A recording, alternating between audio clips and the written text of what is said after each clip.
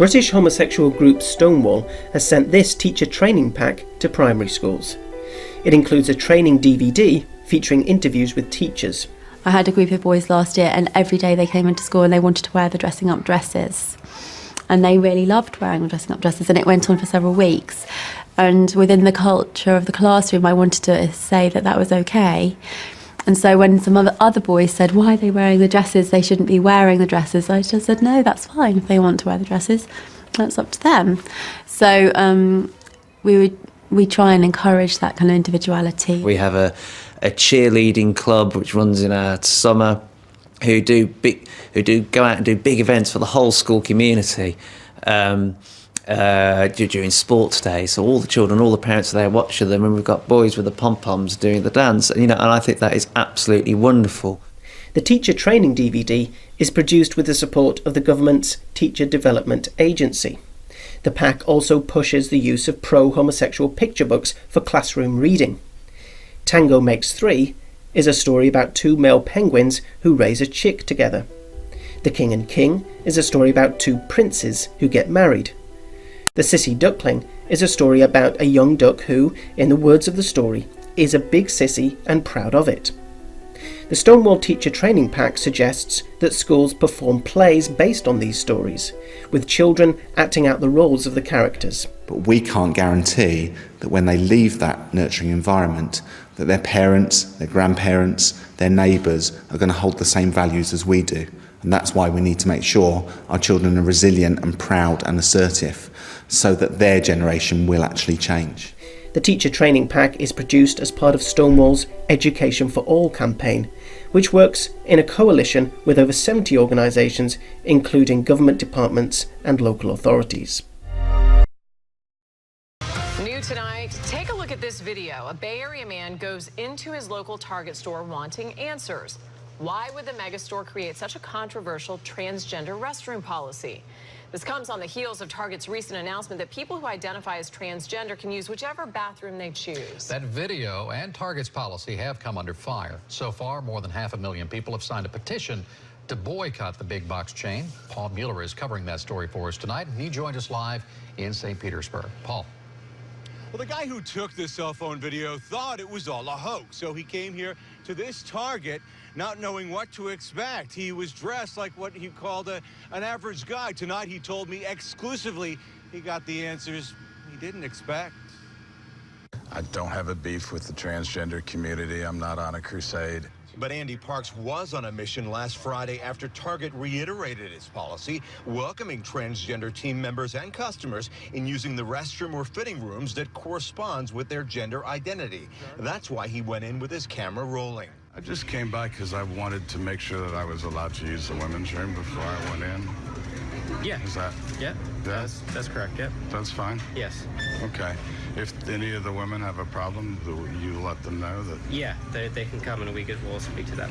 He believes the policy could lead the way to criminal behavior. My problem is with a possibly overbroad policy that may be putting older people or children at risk. Nathan Broomer, a transgender activist, says that couldn't be further from the truth. So this idea that somehow crimes are being committed by transgender men and women in the restrooms, which statistically we know that that's false. So what's fueling the fire here? I think what's fueling the fire is fear. The reality, the backlash. The American Family Association put out a petition. So far, 700,000 people saying they'll now boycott the store. I think it's about people not being comfortable with transgender people in general. I believe all people deserve human dignity and human rights, but they also deserve safety. And I reached out to Target tonight to get their response about Andy's video. Still waiting to hear back from him. It's also important to note here, Jen, that Andy never went into any bathroom at all. That's certainly worth clarifying. But Paul, with all those people promising to boycott Target, is the company backing down in any way? No, surprisingly to many, they're not caving into any public pressure. But they do want to add that many stores, just like this one right here, there are family restrooms, so that could give a person an added sense of privacy. Paul Mueller, live for us in St. Petersburg tonight. Thank you, Paul. a fight over bathrooms at Poway schools. At issue, a transitioning youth born female using the boys' locker room. Some families now asking for unisex bathrooms. It looks like at a Catholic college, denying transgenderism will get you under investigation for a hate crime. This story comes to us courtesy of Matt Lamb for College Fix. He is reporting that, yes, it is uncommon at Jesuit universities these days for someone to openly share a traditional Catholic viewpoint. However, when it happened at Loyola Marymount University in Los Angeles, the school was so spooked it called the Los Angeles Police Department. Both the police and the university's Bias Incident Response Team are now investigating the stated belief that only two genders exist, male and female. Yes, they're investigating that belief is in fact a hate crime. If you believe it, if you believe that only two genders exist, you are in the midst of a hate crime. And did you catch that? It says this is the university's Bias Incident Response Team. Where do they come up with this stuff?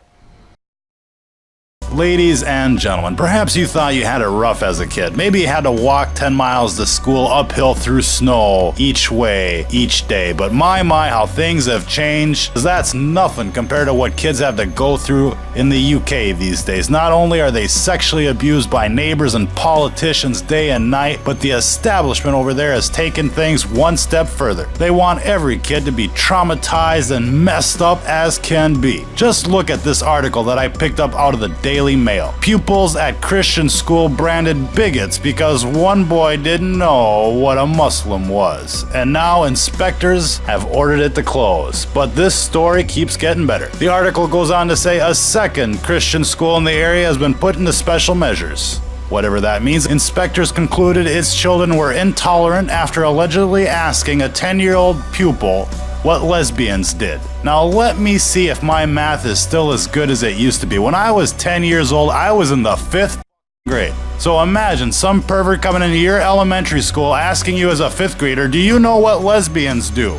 Are they out of their minds, or are they out of their minds over there, ladies and gentlemen? The whole point of sending your kid to a private school so they don't have to be exposed to that kind of filth. Kids don't need to know about two men plowing each other, certainly not in the 5th grade, but for some reason out there, that's the law of the land. Now, this immoral behavior does occur in our public schools, and it's outraged millions of parents in the process. But imagine having she-men like this coming around to your private school threatening to close you down because you're not educating elementary school-age children on the practices of heathens, pagans, and lesbians. This ain't no freak event, folks. This is standard practice, and it's part of an agenda over there. And they'll be wanting to bring this freaky kind of shit over here, just you wait. So make this story go viral. Let lesbians around the world know that what they do in their bedroom is their business, but their business has no place in the classroom. Paddy, her brother Robbie and her parents Paddy Senior and Lorna join us now. Good morning to all of you. Thanks for coming in. And Paddy, we've got to apologise first of all because you're actually 8, aren't you? And we said you were 7, so you're now 8. We're sorry about that. But listen, you're very clear about the fact, Paddy, if I can talk to you first, that from a very early age you knew you were a girl. Yeah. And how did you know you were a girl then? You wanted to play with different toys? What made you think that you were a girl? Well, Yeah,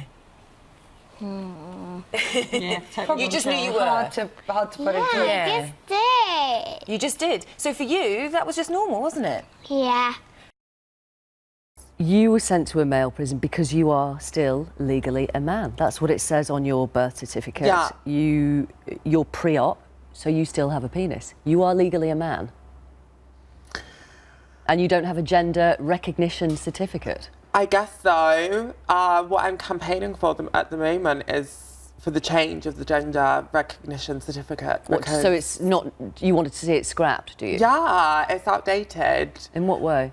In the 80s, transgender people were a lot less likely to come out of the closet and they would live their lives as male, but it's 2015, transgender is in the spotlight, we're here and people can see we're here. So why should I have to jump through so many hoops to identify who I am in a legal sense? I know who I am. I don't need to sit in front of a board and prove to those people who I am. For the certificate, it's you have to prove that you've been living as a female for over 2 years. They can look on my Facebook and see that I've been living as a female for over half a decade. Leftists are angry over HB2, a North Carolina bill that would, God forbid, require people to use public bathrooms that correspond with the gender they were born. Yeah, you're gonna open wide. You're gonna take your punishment. That's right, get ready! The bill doesn't force any private businesses to use the same rules. They can allow transgender people to use whichever bathroom they choose. Roughly 0.3% of the US population is transgender. So passing this bill may result in a tiny fraction of the population being somewhat embarrassed for a few minutes at having to use a bathroom that corresponds with their biological gender. Boo-hoo! Now think about this. Transgender men who actually make the effort to look like women won't even get noticed if they use the women's bathroom anyway. The only people that this bill will negatively affect is creepy perverts who throw on a dress so they can go and masturbate in the girls' locker room. But then again, progressives are trying to redefine pedophilia as an alternative sexual preference, so it's no surprise they're so angry. And guess what?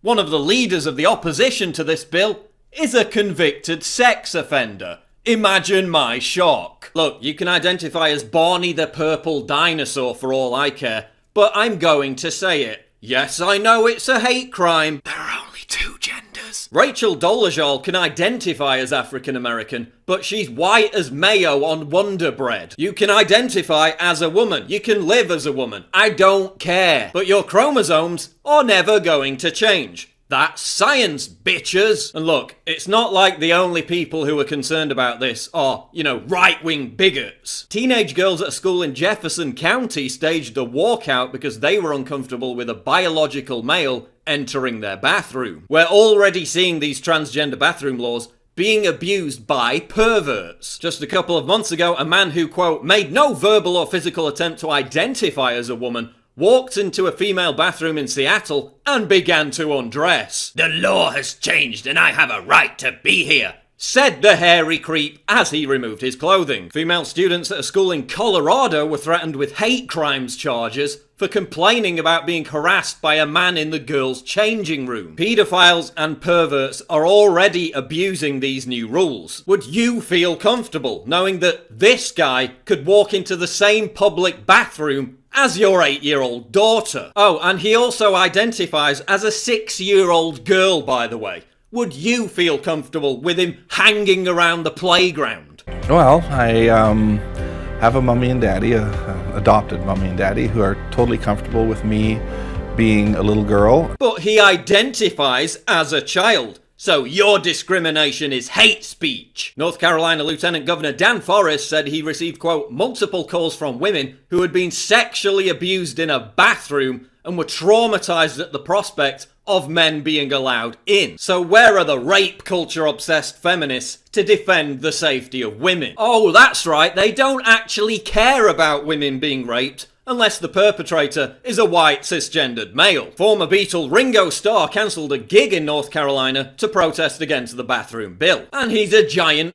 hypocrite. If Ringo Starr is so concerned about LGBT rights, why did he play a gig in Russia where being homosexual is described as a mental illness and gay people are arrested for protesting? Bryan Adams also cancelled a gig in Mississippi to protest against a bill there that would allow people with religious objections to deny wedding services to same-sex couples. If Bryan Adams is so worried about the treatment of people with different sexual orientations, why did he play a gig in Egypt last month, a country that locks up gay people for as much as 12 years? These performers are, of course, perfectly within their rights to withhold services based on their moral beliefs. If only Christian bakeries were afforded that same right. PayPal protested against the bill by pulling the plug on an operations center in North Carolina that would have employed 400 people. Quote, the new law perpetuates discrimination and it violates the values and principles that are at the core of PayPal's mission and culture, said PayPal CEO Dan Schulman. Really? That's funny, Dan, because those same values and principles haven't gotten in the way of you doing business in Saudi Arabia,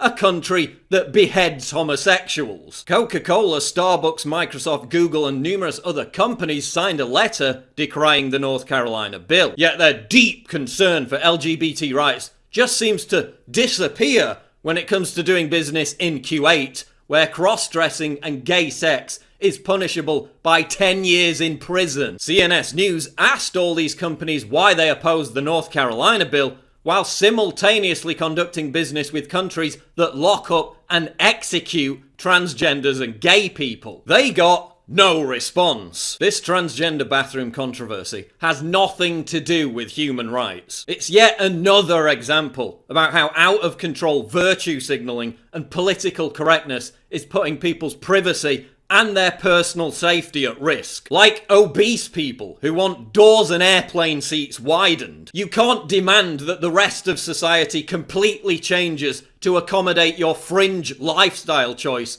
and then cry oppression when it refuses to do so. He loves pink. He loves pink. And like his favourite dress is the black one with pink flamingos on it. You could be forgiven for mistaking this toddler for a little girl, but 2-year-old Max Price is actually a boy.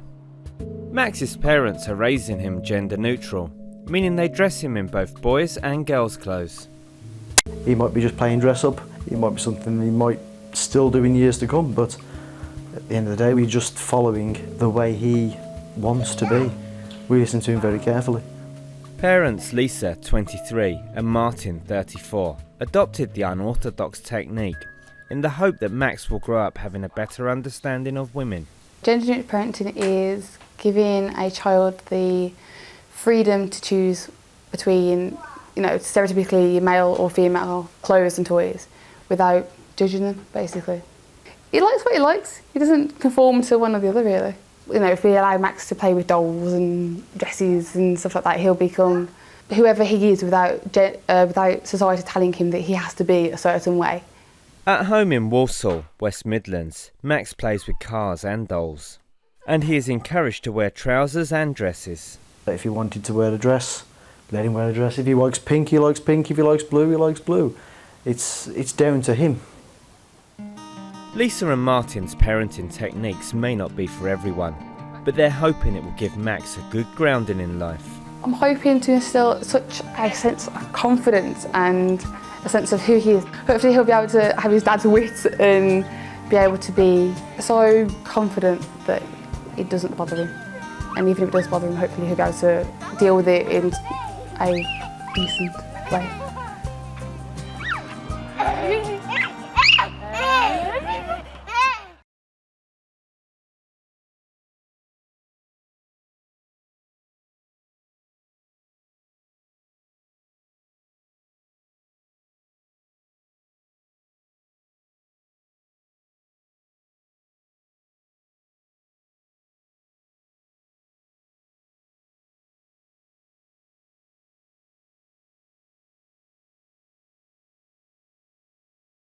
It's getting weird.